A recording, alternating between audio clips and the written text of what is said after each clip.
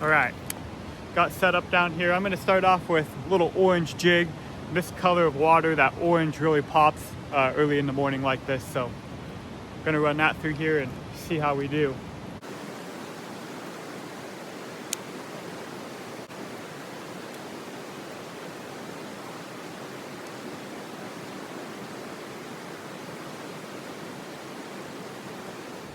All right guys, so I covered this hole actually decently with that jig. So I'm actually grabbing my worm box and got lots of juicy colored worms in here. But no, this guy right here, this is one of my favorite worms. A lot of people don't fish this worm, but this like bright pink with that orange tail. See, whatever head you want, tie this up and give it a few casts.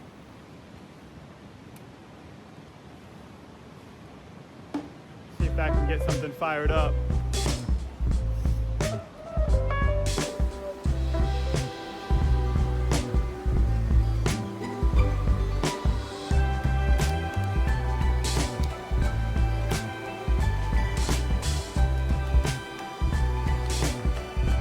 All right, so I fished through this section with that jig at first a little bit, then that pink worm. Now my last resort's gonna be a spook.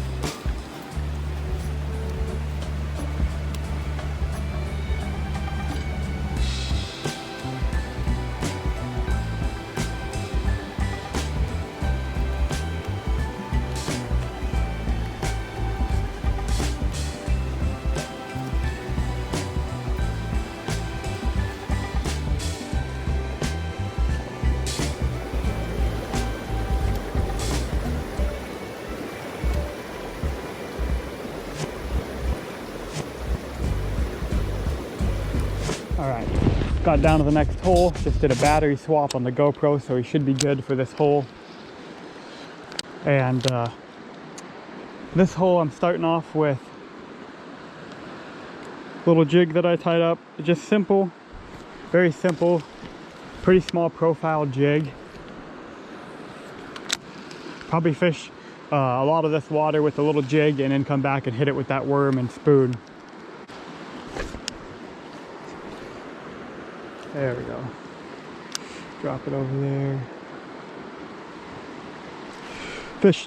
Yep, got him. There we go. Fish on. Oh my gosh, it's a hot fish. And he's off. Holy smokes. Got him. There we go. Fish on. Oh my gosh, it's a hot fish. And he's off. That was a big hot fish. I really hope the GoPro got some of that on video. Holy smokes.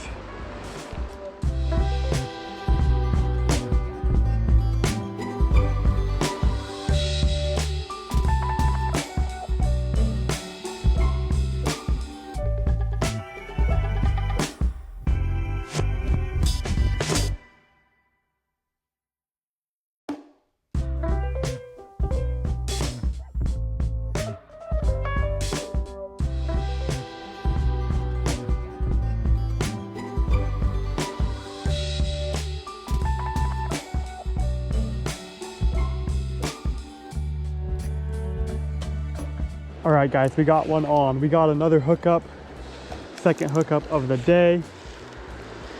Not nearly as big as the other one, but it's a nice looking fish. Not really fighting super great, just dogging me. There we go. I had my GoPro off because I was trying to let it charge up. I was just about to leave this hole. I went a little bit deeper, drifted in there, and fish on.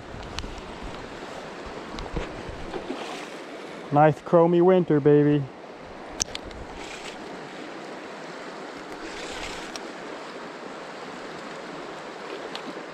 I thought it was a coho actually. The way that it like rolled when I first hooked it, I was like, no way that there's a chrome coho still left in here after all that high water. This fish is just using the current. It's not going psycho like that last one I hooked, but it just knows how to use this current against me. Didn't look hooked super great, so hopefully stays on. Like my first cast in here, I was using a pink worm and something bumped it, and he's off. He is off.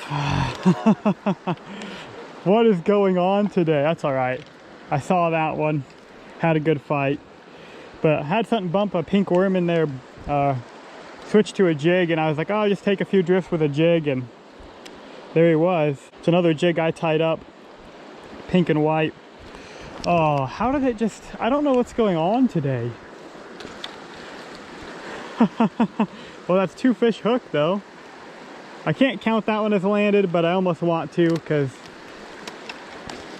I mean, I pretty much, I don't know. I got what I wanted out of that fish. All right, well, waiting for my car to unfrost. Hopefully the heater's not too loud. But yeah, ended that day. Just didn't find any more. We hooked those 2 fish and lost both of them. So far in 2026, kind of on a bad streak. I've hooked quite a few fish, but I just can't get one to the bank. So today is redemption. We're going back up there, but the weather is completely changed. The river is going from that high colored water to now it's frozen out, low and clear conditions. So we're gonna rig up a little bit different rig today, kind of walk you through that when we get to the river, and try to find steelhead and get one to the bank today. So let's see what we can do.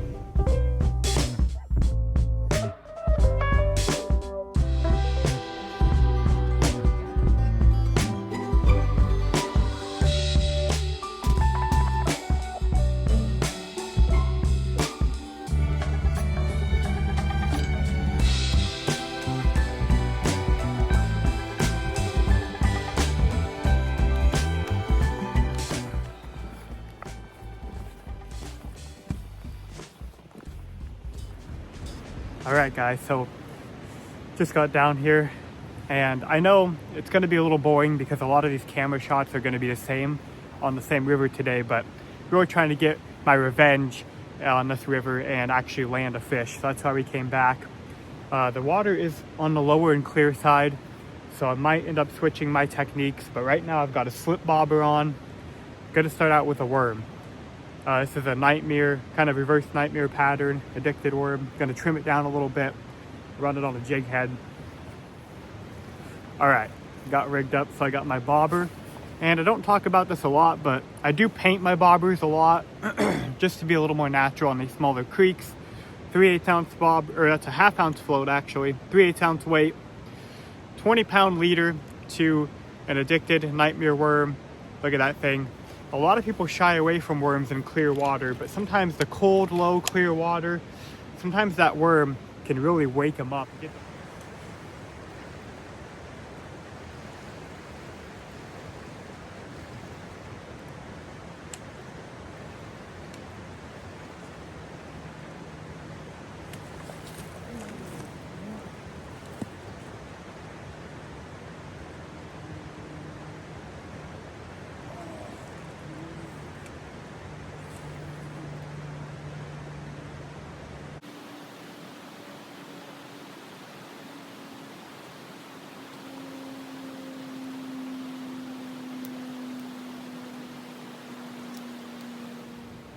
All right, guys, well, I just completely missed one, 100% a fish.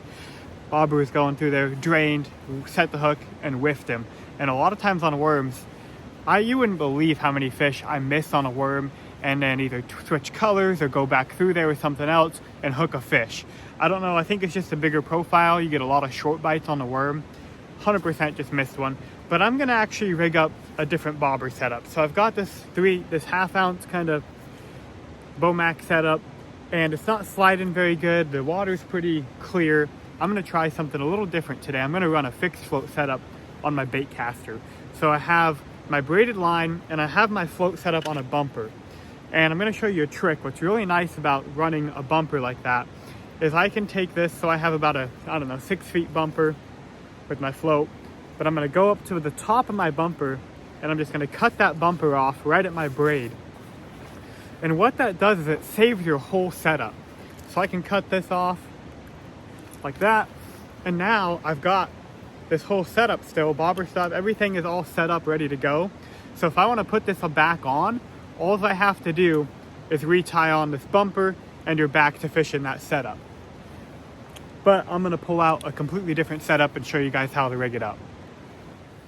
All right, so what I'm gonna do is I'm gonna grab some 20-pound fluorocarbon and I'm gonna pull off about, I don't know, 6 feet of it. I really don't need much because there's not a lot of deep holes in this river that I'm gonna be fishing. So about 6 feet, gonna be plenty. Most of these holes are like or a foot really, to like 3-6 feet deep at most. Not a lot of deep stuff in here. So I'm gonna pull off a 20-pound fluorocarbon. Now again, with the low clear water, you could run a much lighter line, but this series is about hunting for giants. I'm looking for a big fish. I'm gonna attach this 20-pound fluoro to my braid coming off my bobber rod. All right, so now what I'm gonna do, I got this bumper tied up. So my braided line, tied that bumper on, 20-pound fluoro, about 5 feet of it, because that's about the deepest hole I'm gonna come across today.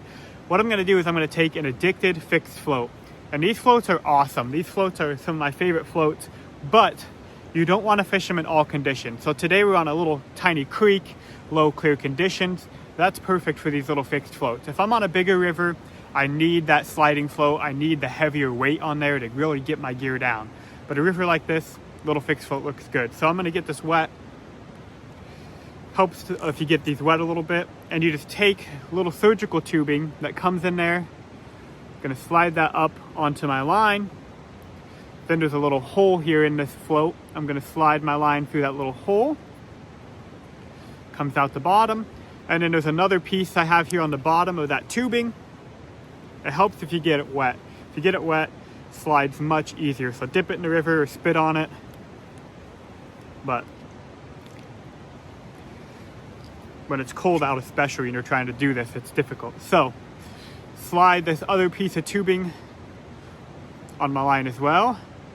And then you just take these tubings, now that my line is through them, and I just slide them over the stem.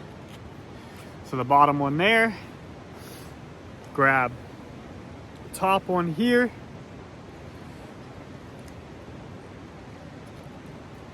so just like that.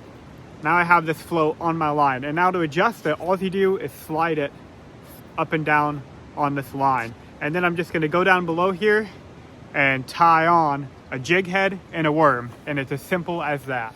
All right, I decided to tie on black worm, white head, red tail. That guy is gonna kill in this clear water. Absolutely killer. So I have this float up there on my line. All you gotta do is just adjust that down, and I can move this as shallow or as deep as I want up to that knot where that meets the braided line. And that's it. The most simplest bobber rig you could ever use. All right, I'm gonna get my rig out here. Now the challenge today is gonna be fishing it on a bait caster. Most of the time, I fish these on a spinning setup. It's just a lot easier. So we're gonna experiment with the bait caster today. See how it works. But it just gives such a natural presentation. These bobbers really ride the current very naturally.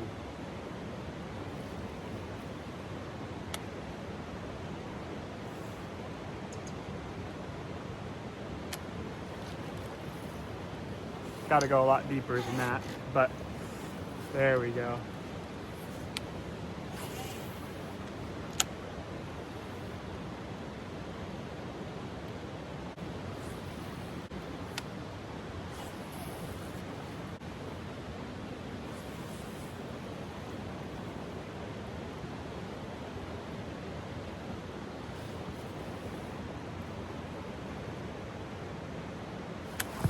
Oh my gosh, that is 100% a fish.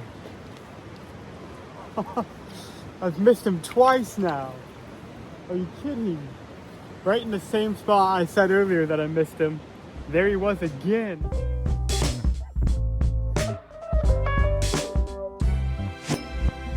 All right guys, well it's just been an absolute struggle today.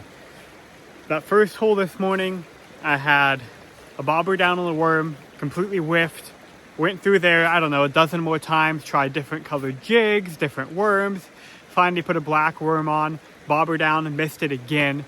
So there's definitely a fish in there playing with me.